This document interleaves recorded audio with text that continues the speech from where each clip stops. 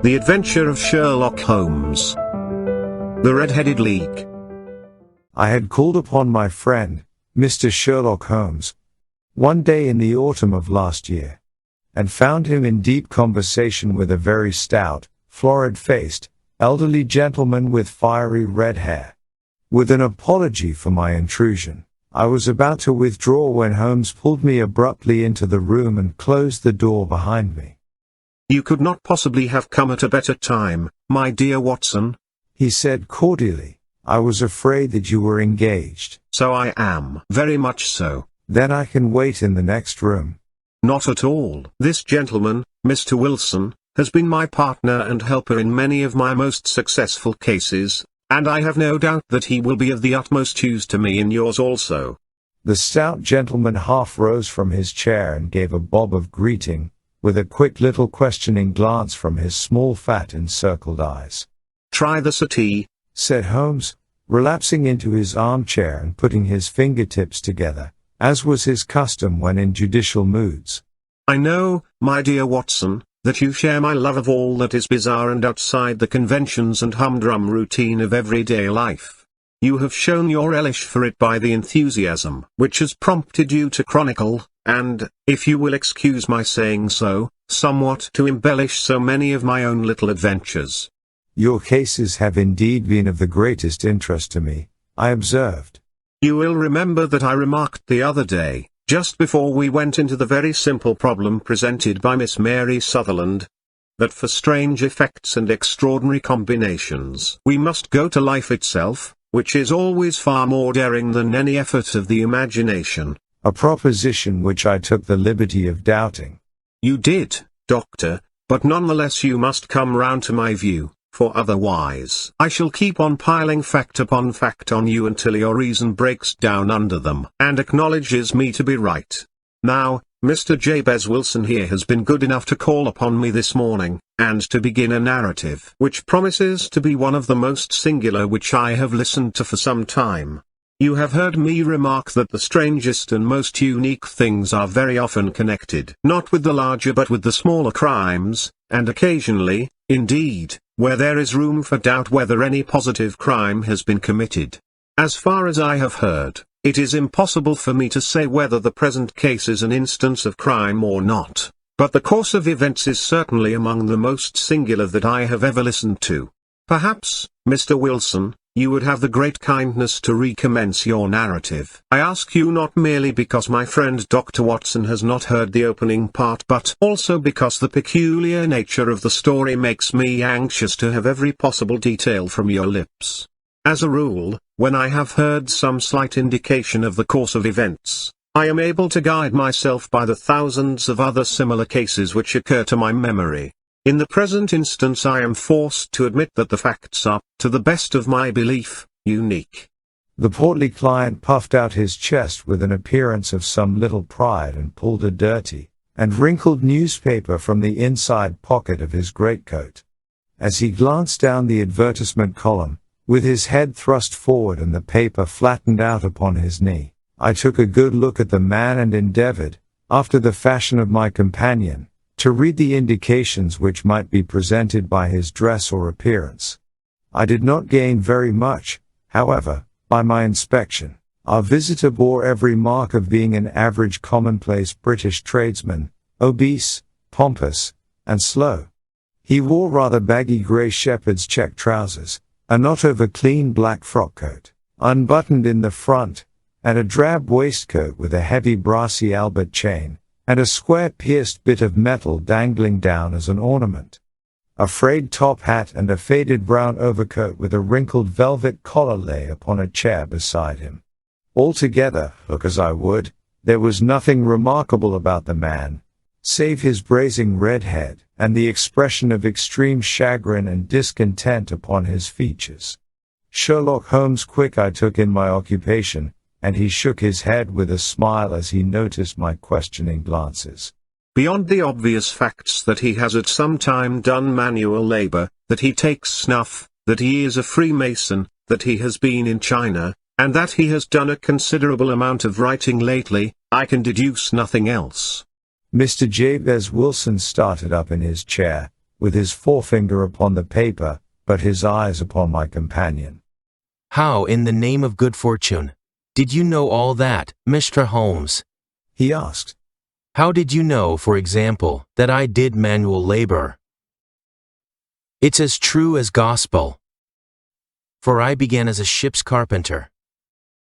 Your hands, my dear sir. Your right hand is quite a size larger than your left. You have worked with it, and the muscles are more developed. Well, the snuff then, and the Freemasonry.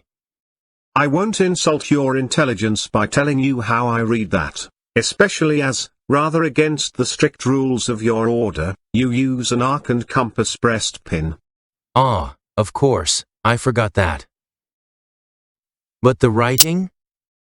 What else can be indicated by that right cuff, so very shiny for 5 inches, and the left one with the smooth patch near the elbow where you rest it upon the desk? Well, but China? The fish that you have tattooed immediately above your right wrist could only have been done in China. I have made a small study of tattoo marks and have even contributed to the literature of the subject. That trick of staining the fish's scales of a delicate pink is quite peculiar to China. When, in addition, I see a Chinese coin hanging from your watch chain, the matter becomes even more simple. Mr. Jabez Wilson laughed heavily. Well, I never, said he. I thought at first that you had done something clever. But I see that there was nothing in it after all. I begin to think, Watson, said Holmes, that I make a mistake in explaining.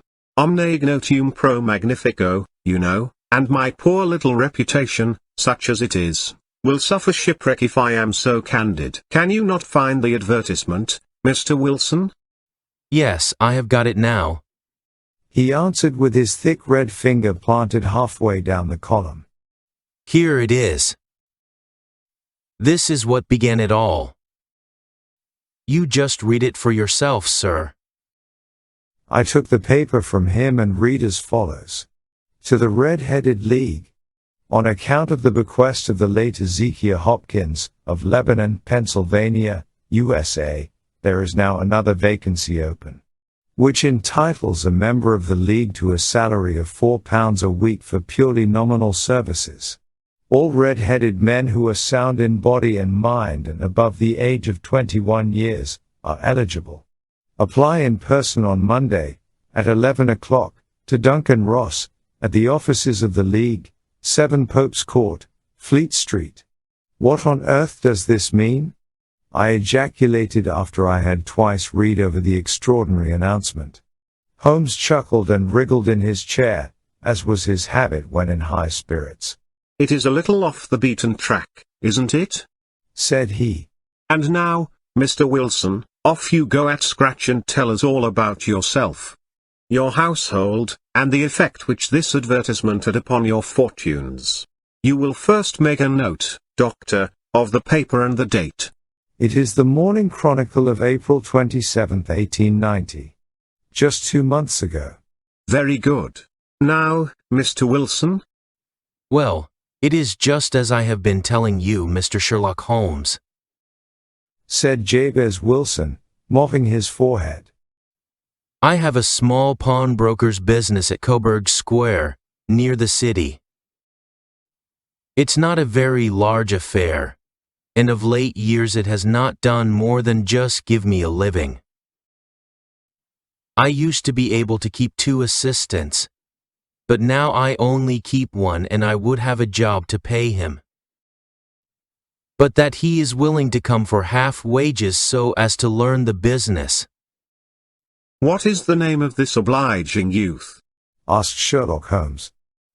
His name is Vincent Spaulding, and he's not such a youth, either. It's hard to say his age. I should not wish a smarter assistant, Mr. Holmes, and I know very well that he could better himself and earn twice what I am able to give him. But, after all, if he is satisfied, why should I put ideas in his head? Why, indeed. You seem most fortunate in having an employé who comes under the full market price. It is not a common experience among employers in this age. I don't know that your assistant is not as remarkable as your advertisement. Oh, he has his faults too, said Mr. Wilson. Never was such a fellow for photography. Snapping away with a camera when he ought to be improving his mind, and then diving down into the cellar, like a rabbit into its hole to develop his pictures. That is his main fault, but on the whole he's a good worker. There's no vice in him. He is still with you, I presume? Yes, sir. He and a girl of 14, who does a bit of simple cooking and keeps the place clean. That's all I have in the house. For I am a widower, and never had any family. We live very quietly, sir, the three of us, and we keep a roof over our heads, and pay our debts, if we do nothing more. The first thing that put us out was that advertisement.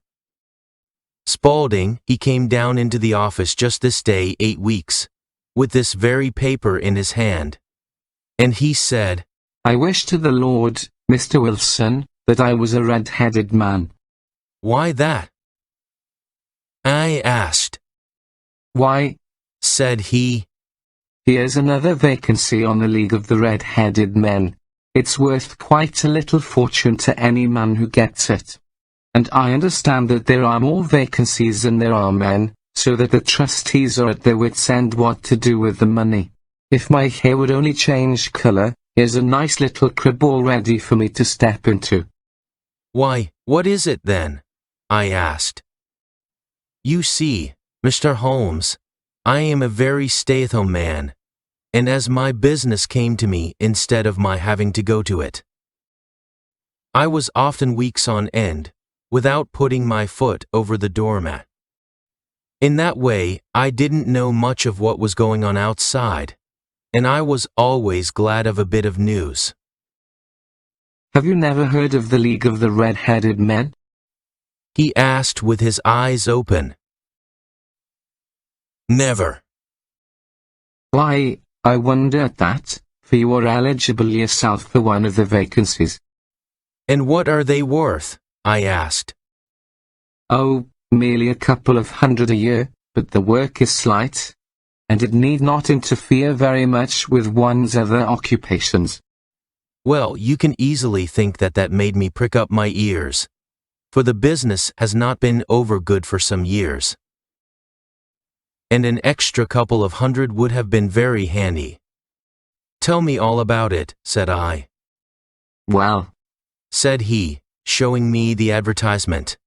You can see for yourself that the League has a vacancy, and there is the address where you should apply for particulars. As far as I can make out, the League was founded by an American millionaire, Ezekiel Hopkins, who was very peculiar in his ways. He was himself red-headed, and he had a great sympathy for all red-headed men, so, when he died, it was found that he had left his enormous fortune in the hands of trustees, with instructions to apply the interest to the providing of easy berths to men whose hair is of that colour. From all I hear it is splendid pay and very little to do. But, said I, there would be millions of red-headed men who would apply. Not so many as you might think. He answered. You see, it is really confined to Londoners, and to grown men. This American had started from London when he was young, and he wanted to do the old town a good turn. Then, again, I have heard it is no use your applying if your hair is light red, or dark red, or anything but real bright, blazing, fiery red. Now, if you cared to apply, Mr. Wilson, you would just walk in, but perhaps it would hardly be worth your while to put yourself out of the way for the sake of a few £100. Now it is a fact, gentlemen, as you may see for yourselves, that my hair is of a very full and rich tint. So that it seemed to me, that if there was to be any competition in the matter, I stood as good a chance as any man that I had ever met. Vincent Spaulding seemed to know so much about it that I thought he might prove useful. So I just ordered him to put up the shutters for the day, and to come right away with me. He was very willing to have a holiday. So we shut the business up and started off for the address that was given us in the advertisement. I never hoped to see such a sight as that again, Mr. Holmes. From north, south, east, and west, every man who had a shade of red in his hair had tramped into the city to answer the advertisement. Fleet Street was choked with red-headed folk, and Pope's Court looked like a coster's orange barrow. I should not have thought there were so many in the whole country as were brought together by that single advertisement. Every shade of color they were: straw, lemon, orange, brick, Irish setter, liver, clay. But, as Spaulding said, there were not many who had the real vivid flame-colored tint. When I saw how many were waiting, I would have given it up in despair, but Spaulding would not hear of it. How he did it I could not imagine, but he pushed and pulled and butted until he got me through the crowd, and right up to the steps which led to the office. There was a double stream upon the stair, some going up in hope, and some coming back dejected. But we wedged in as well as we could and soon found ourselves in the office. Your experience has been a most entertaining one, remarked Holmes as his client paused and refreshed his memory with a huge pinch of snuff. Pray continue your very interesting statement. There was nothing in the office but a couple of wooden chairs and a deal table, behind which sat a small man with a head that was even redder than mine. He said a few words to each candidate as he came up, and then he always managed to find some fault in them which would disqualify them. Getting a vacancy did not seem to be such a very easy matter, after all. However, when our turn came, the little man was much more favorable to me than to any of the others, and he closed the door as we entered, so that he might have a private word with us. "This is Mr. Jabez Wilson," said my assistant, "and he is willing to fill a vacancy in the League." "And he is admirably suited for it." the other answered. "He has every requirement. I cannot recall when I have seen anything so fine." He took a step backward, cocked his head on one side, and gazed at my hair until I felt quite bashful. Then suddenly, he plunged forward, wrung my hand, and congratulated me warmly on my success. "It would be injustice to hesitate," said he. "You will, however, I am sure, excuse me for taking an obvious precaution." With that he seized my hair in both his hands, and tugged until I yelled with the pain. "There is water in your eyes," said he as he released me. "I perceive that all is as it should be. But we have to be careful, for we have twice been deceived by wigs and once by paint. I could tell you tales of cobbler's wax which would disgust you with human nature." He stepped over to the window, and shouted through it at the top of his voice that the vacancy was filled. A groan of disappointment came up from below, and the folk all trooped away in different directions, until there was not a redhead to be seen, except my own and that of the manager. "My name," said he, "is Mr. Duncan Ross, and I am myself one of the pensioners upon the fund left by our noble benefactor. Are you a married man, Mr. Wilson? Have you a family?" I answered that I had not. His face fell immediately. "Dear me," he said gravely, "that is very serious indeed. I am sorry to hear you say that. The fund was, of course, for the propagation and spread of the redheads as well as for their maintenance. It is exceedingly unfortunate that you should be a bachelor." My face lengthened at this, Mr. Holmes, for I thought that I was not to have the vacancy after all. But after thinking it over for a few minutes, he said that it would be all right. In the case of another, Said he, the objection might be fatal. But we must stretch a point in favor of a man with such a head of hair as yours. When shall you be able to enter upon your new duties? Well, it is a little awkward, for I have a business already, said I. Oh, never mind about that, Mr. Wilson. Said Vincent Spaulding. I should be able to look after that for you. What would be the hours? I asked. 10 to 2. Now a pawnbroker's business is mostly done of an evening, Mr. Holmes. Especially Thursday and Friday evening, which is just before payday. So it would suit me very well to earn a little in the mornings. Besides, I knew that my assistant was a good man, and that he would see to anything that turned up. That would suit me very well, said I. And the pay? Is £4 a week. And the work? Is purely nominal. What do you call purely nominal? Well, you have to be in the office, or at least in the building, the whole time. If you leave, you forfeit your whole position forever. The will is very clear upon that point. You don't comply with the conditions if you budge from the office during that time. It's only 4 hours a day, and I should not think of leaving, said I. No excuse will avail. Said Mr. Duncan Ross. Neither sickness nor business nor anything else. There you must stay, or you lose your billet. And the work? Is to copy out the Encyclopedia Britannica. There is the first volume of it in that press. You must find your own ink, pens, and blotting paper, but we provide this table and chair. Will you be ready tomorrow? Certainly, I answered. Then, goodbye, Mr. Jabez Wilson, and let me congratulate you once more on the important position which you have been fortunate enough to gain. He bowed me out of the room, and I went home with my assistant. Hardly knowing what to say or do, I was so pleased at my own good fortune.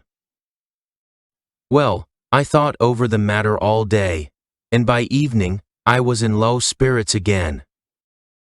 For I had quite persuaded myself that the whole affair must be some great hoax or fraud, though what its object might be I could not imagine. It seemed altogether past belief that anyone could make such a will, or that they would pay such a sum for doing anything so simple as copying out the Encyclopedia Britannica. Vincent Spaulding did what he could to cheer me up, but by bedtime, I had reasoned myself out of the whole thing. However, in the morning, I determined to have a look at it anyhow. So I bought a penny bottle of ink, and with a quill pen and 7 sheets of foolscap paper, I started off for Pope's Court. Well, to my surprise and delight, everything was as right as possible. The table was set out ready for me, and Mr. Duncan Ross was there to see that I got fairly to work. He started me off upon the letter A, and then he left me. But he would drop in from time to time to see that all was right with me. At 2 o'clock, he bade me good day, complimented me upon the amount that I had written, and locked the door of the office after me. This went on day after day, Mr. Holmes. And on Saturday, the manager came in and planked down 4 golden sovereigns for my week's work. It was the same next week, and the same the week after. Every morning I was there at 10, and every afternoon I left at 2. By degrees Mr. Duncan Ross took to coming in only once of a morning, and then, after a time, he did not come in at all. Still, of course, I never dared to leave the room for an instant, for I was not sure when he might come. And the billet was such a good one, and suited me so well, that I would not risk the loss of it.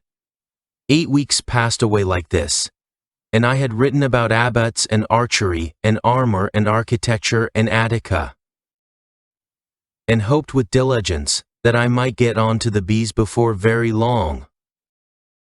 It cost me something in foolscap, and I had pretty nearly filled a shelf with my writings. And then suddenly, the whole business came to an end. To an end? Yes, sir. And no later than this morning. I went to my work as usual at 10 o'clock, but the door was shut and locked, with a little square of cardboard hammered on to the middle of the panel with a tack. Here it is, and you can read for yourself. He held up a piece of white cardboard about the size of a sheet of notepaper. It read in this fashion: "The Red-Headed League is dissolved. October 9, 1890. Sherlock Holmes and I surveyed this curt announcement and the rueful face behind it, until the comical side of the affair so completely overtopped every other consideration that we both burst out into a roar of laughter."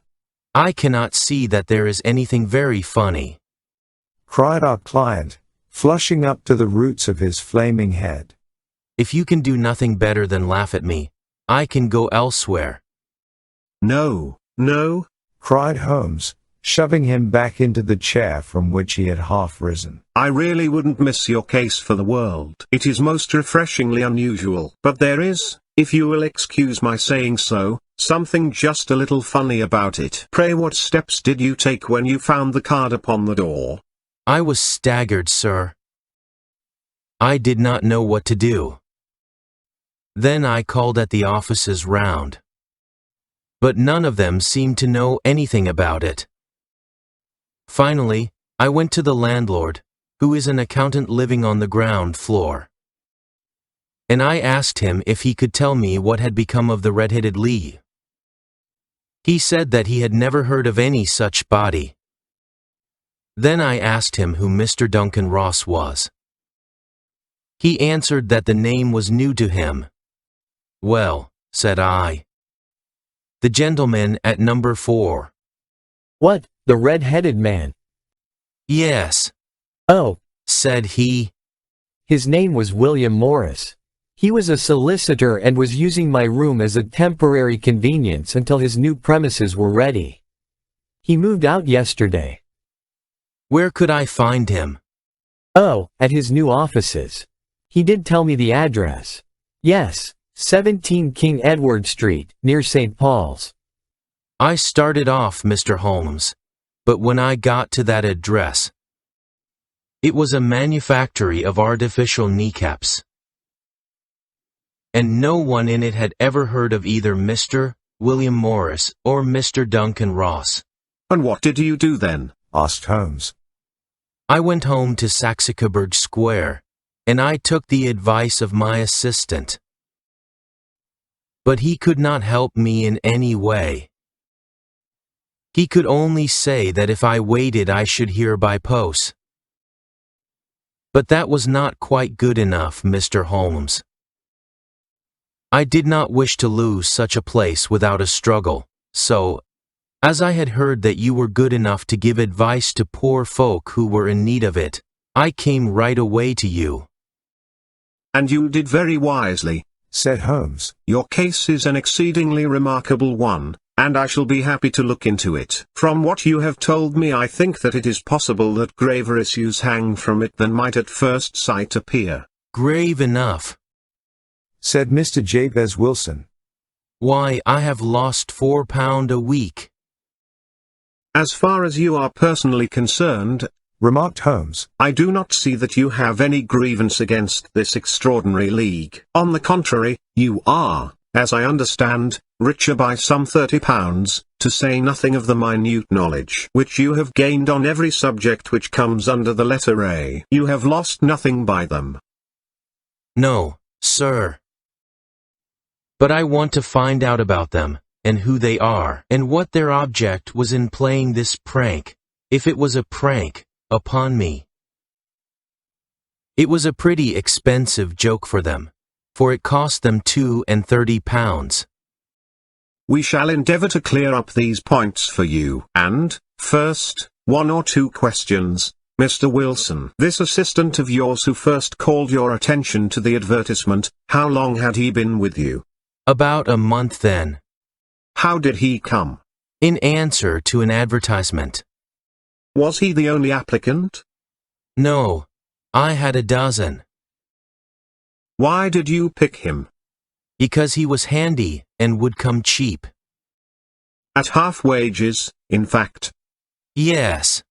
What is he like, this Vincent Spaulding? Small, stout-built, very quick in his ways, no hair on his face. Though he's not short of 30. Has a white splash of acid upon his forehead. Holmes sat up in his chair in considerable excitement. I thought as much, said he. Have you ever observed that his ears are pierced for earrings? Yes, sir. He told me that a gypsy had done it for him when he was a lad. Said Holmes, sinking back in deep thought. He is still with you? Oh, yes, sir, I have only just left him. And has your business been attended to in your absence? Nothing to complain of, sir. There's never very much to do of a morning.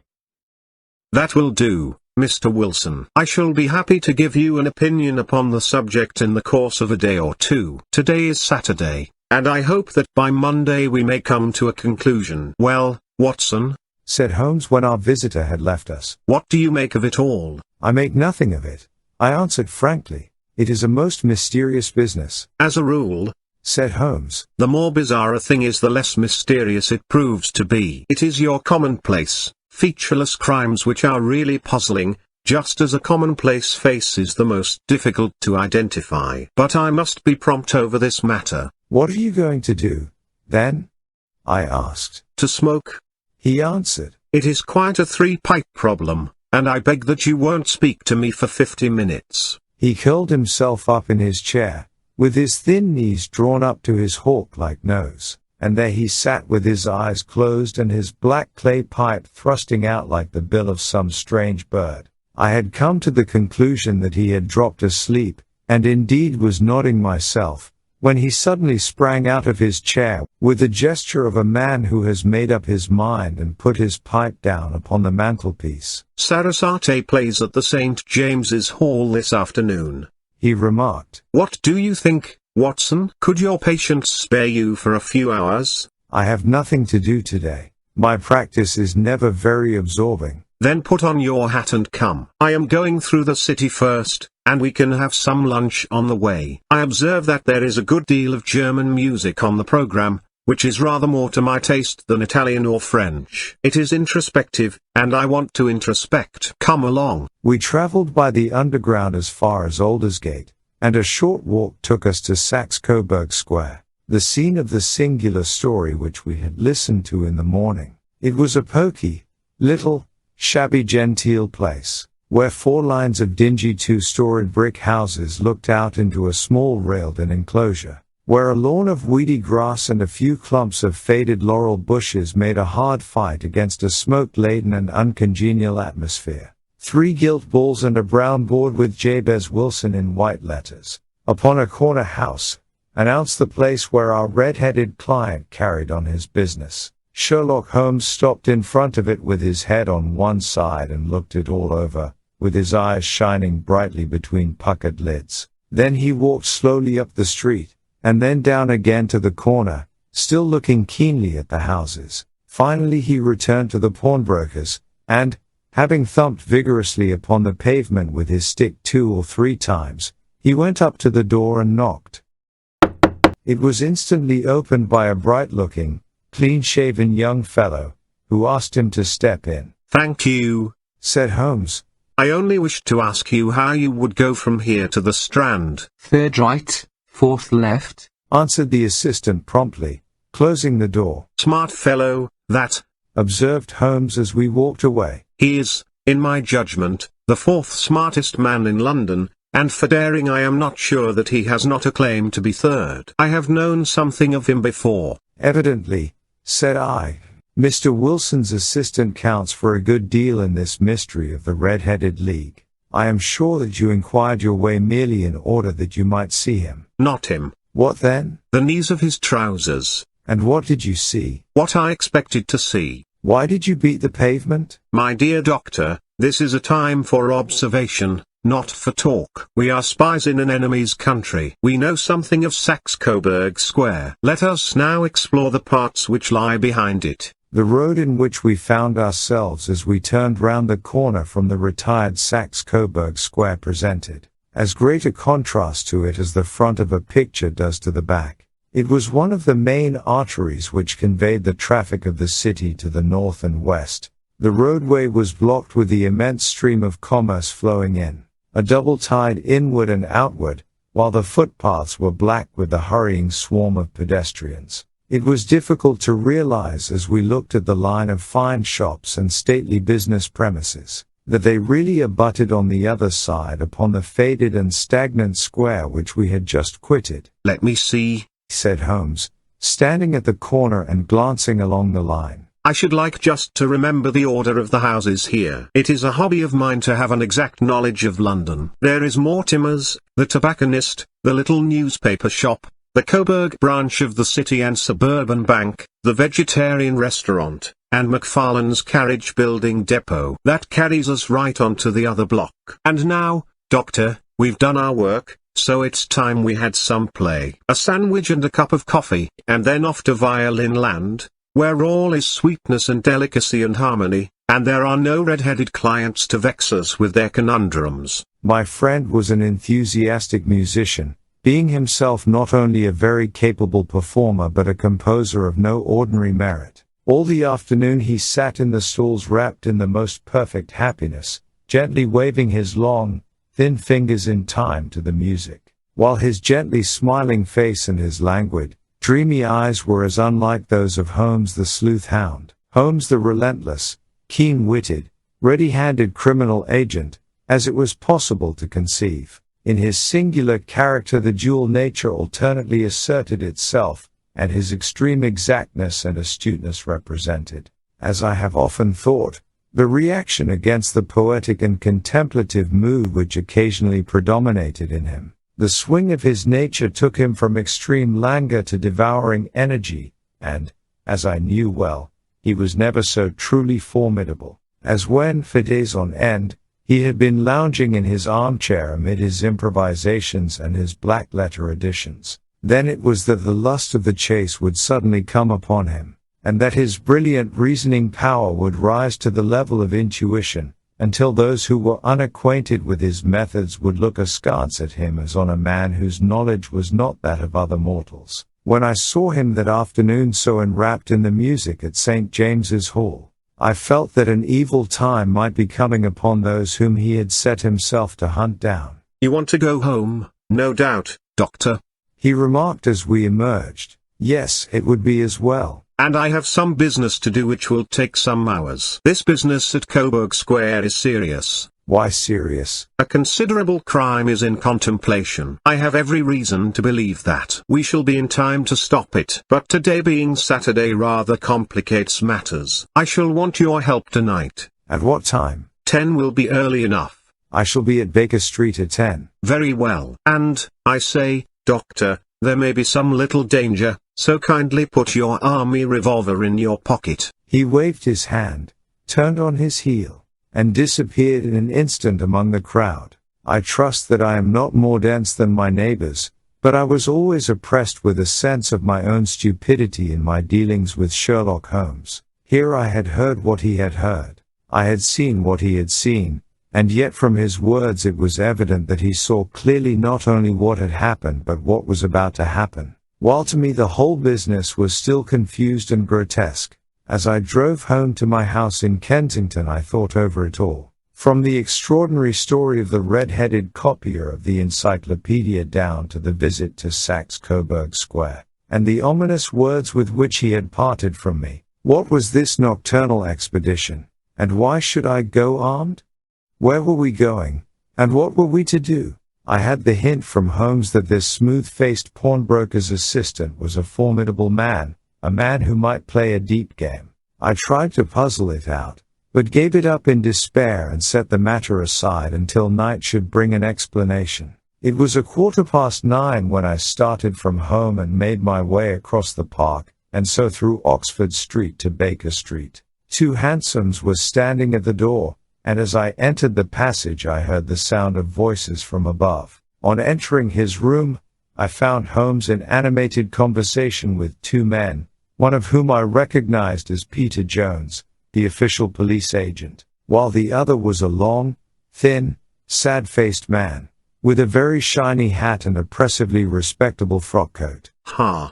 Our party is complete, said Holmes, buttoning up his pea jacket and taking his heavy hunting crop from the rack. Watson, I think you know Mr. Jones, of Scotland Yard. Let me introduce you to Mr. Merryweather, who is to be our companion in tonight's adventure. We're hunting in couples again, Doctor, you see, said Jones in his consequential way. Our friend here is a wonderful man for starting a chase.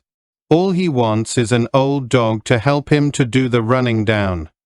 I hope a wild goose may not prove to be the end of our chase, observed Mr. Merryweather gloomily. You may place considerable confidence in Mr. Holmes, sir, said the police agent loftily. He has his own little methods, which are, if he won't mind my saying so, just a little too theoretical and fantastic. But he has the makings of a detective in him. It is not too much to say that once or twice, as in that business of the Sholto murder and the Agra treasure, he has been more nearly correct than the official force. Oh, if you say so, Mr. Jones, it is all right, said the stranger with deference. Still, I confess that I miss my rubber. It is the first Saturday night for 27 years that I have not had my rubber. I think you will find, said Sherlock Holmes, that you will play for a higher stake tonight than you have ever done yet, and that the play will be more exciting. For you, Mr. Merryweather, the stake will be some £30,000, and for you, Jones, it will be the man upon whom you wish to lay your hands. John Clay, the murderer, thief, smasher, and forger. He's a young man, Mr. Merryweather, but he is at the head of his profession, and I would rather have my bracelets on him than on any criminal in London. He's a remarkable man, is young John Clay. His grandfather was a royal duke, and he himself has been to Eton and Oxford.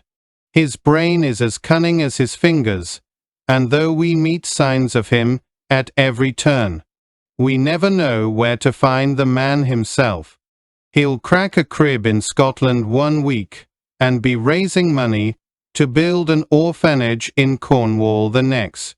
I've been on his track for years, and have never set eyes on him yet. I hope that I may have the pleasure of introducing you tonight. I've had 1 or 2 little turns also with Mr. John Clay, and I agree with you that he is at the head of his profession. It is past 10, however, and quite time that we started. If you two will take the first hansom, Watson and I will follow in the second. Sherlock Holmes was not very communicative during the long drive and lay back in the cab humming the tunes which he had heard in the afternoon. We rattled through an endless labyrinth of gas-lit streets until we emerged into Farrington Street. We are close there now, my friend remarked. This fellow Merryweather is a bank director, and personally interested in the matter. I thought it as well to have Jones with us also. He is not a bad fellow, though an absolute imbecile in his profession. He has one positive virtue. He is as brave as a bulldog and as tenacious as a lobster if he gets his claws upon anyone. Here we are, and they are waiting for us. We had reached the same crowded thoroughfare in which we had found ourselves in the morning.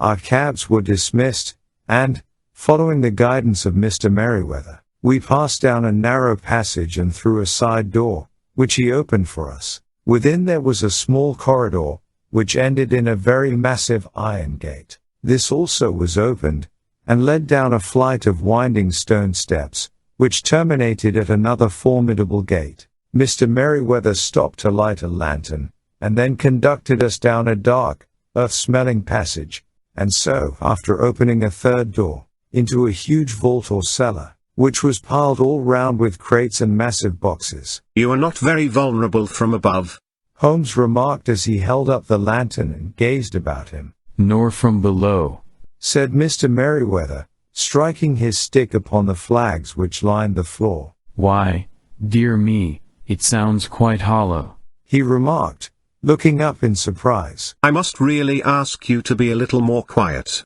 Said Holmes severely. You have already imperiled the whole success of our expedition. Might I beg that you would have the goodness to sit down upon one of those boxes, and not to interfere? The solemn Mr. Merryweather perched himself upon a crate, with a very injured expression upon his face, while Holmes fell upon his knees, upon the floor and, with the lantern and a magnifying lens, began to examine minutely the cracks between the stones. A few seconds sufficed to satisfy him, for he sprang to his feet again and put his glass in his pocket. We have at least an hour before us, He remarked. For they can hardly take any steps until the good pawnbroker is safely in bed. Then they will not lose a minute, for the sooner they do their work the longer time they will have for their escape. We are at present, Doctor, as no doubt you have divined, in the cellar of the city branch of one of the principal London banks. Mr. Merryweather is the chairman of directors, and he will explain to you that there are reasons why the more daring criminals of London should take a considerable interest in this cellar at present. It is our French gold, whispered the director. We have had several warnings that an attempt might be made upon it. Your French gold? Yes, we had occasion some months ago to strengthen our resources and borrowed for that purpose 30,000 Napoleons from the Bank of France. It has become known that we have never had occasion to unpack the money, and that it is still lying in our cellar. The crate upon which I sit contains 2,000 Napoleons packed between layers of lead foil. Our reserve of bullion is much larger at present than is usually kept in a single branch office, and the directors have had misgivings upon the subject. Which were very well justified, observed Holmes. And now it is time that we arranged our little plans. I expect that within an hour matters will come to a head. In the meantime, Mr. Merryweather, we must put the screen over that dark lantern. And sit in the dark? I am afraid so. I had brought a pack of cards in my pocket,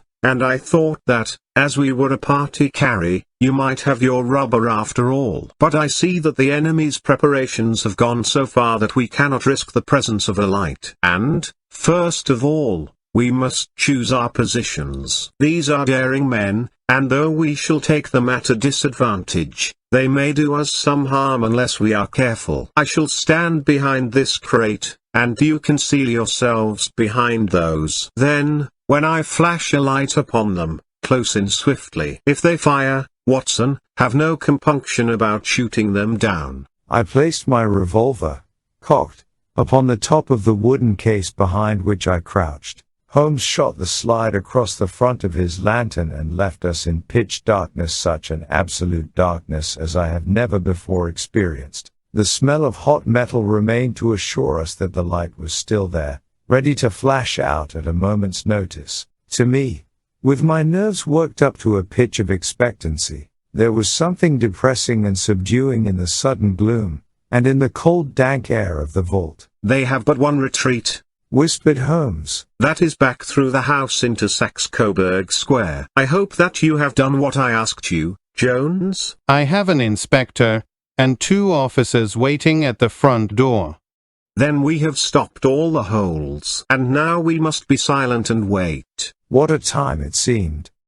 From comparing notes afterwards, it was but an hour and a quarter. Yet it appeared to me that the night must have almost gone, and the dawn be breaking above us. My limbs were weary and stiff, for I feared to change my position, yet my nerves were worked up to the highest pitch of tension, and my hearing was so acute that I could not only hear the gentle breathing of my companions, but I could distinguish the deeper, heavier in breath of the bulky Jones from the thin, sighing note of the bank director.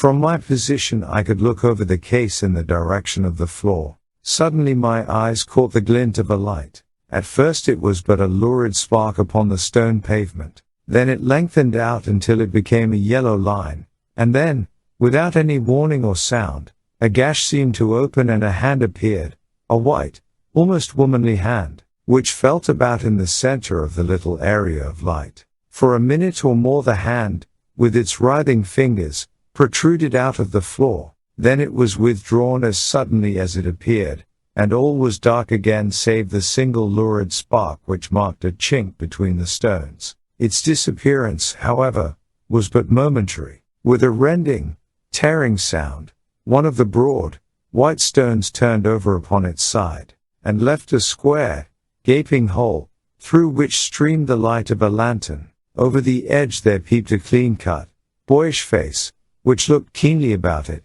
and then, with a hand on either side of the aperture, drew itself shoulder-high and waist-high, until one knee rested upon the edge. In another instant he stood at the side of the hole and was hauling after him a companion, lithe and small, like himself, with a pale face and a shock of very red hair. It's all clear, he whispered. Have you the chisel and the bags? Great Scott! Jump, Archie, jump, and I'll swing for it. Sherlock Holmes had sprung out and seized the intruder by the collar. The other dived down the hole, and I heard the sound of rending cloth as Jones clutched at his skirts. The light flashed upon the barrel of a revolver, but Holmes' hunting crop came down on the man's wrist, and the pistol clinked upon the stone floor. It's no use, John Clay, said Holmes blandly. You have no chance at all. So I see, the other answered with the utmost coolness. I fancy that my pal is all right, though I see you have got his coat-tails. There are 3 men waiting for him at the door, said Holmes. Oh, indeed. You seem to have done the thing very completely. I must compliment you. And are you? Holmes answered. Your red-headed idea was very new and effective. You'll see your pal again presently, said Jones. He's quicker at climbing down holes than I am. Just hold out while I fix the derbies. I beg that you will not touch me with your filthy hands, remarked our prisoner as the handcuffs clattered upon his wrists. You may not be aware that I have royal blood in my veins. Have the goodness, also, when you address me always to say sir and please. All right, said Jones with a stare and a snigger. Well, would you please, sir, march upstairs, where we can get a cab to carry your highness to the police station. That is better, said John Clay serenely. He made a sweeping bow to the 3 of us and walked quietly off in the custody of the detective. Really, Mr. Holmes, said Mr. Merriweather, as we followed them from the cellar. I do not know how the bank can thank you or repay you. There is no doubt that you have detected and defeated in the most complete manner one of the most determined attempts at bank robbery that have ever come within my experience. I have had 1 or 2 little scores of my own to settle with Mr. John Clay, said Holmes. I have been at some small expense over this matter, which I shall expect the bank to refund, but beyond that, I am amply repaid by having had an experience which is in many ways unique, and by hearing the very remarkable narrative of the Red-Headed League.